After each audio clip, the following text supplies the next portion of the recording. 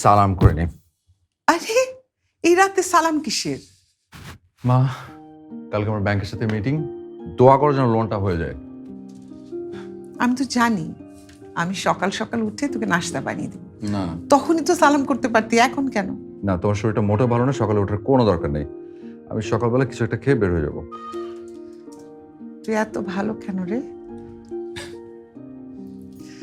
ছেলেটা এত ভালো, পড়ালেখায় ভালো, মাকে এত ভালোবাসে, কারোর সাথে কখনো বেয়াদবি করেনি, কিন্তু একটু ভালো কিছু কেন হচ্ছে না? আল্লাহর কাছে আমি এত দোয়া করি। মা, কখনো শুনেছো যে মায়ের দোয়া বিফলে যায়?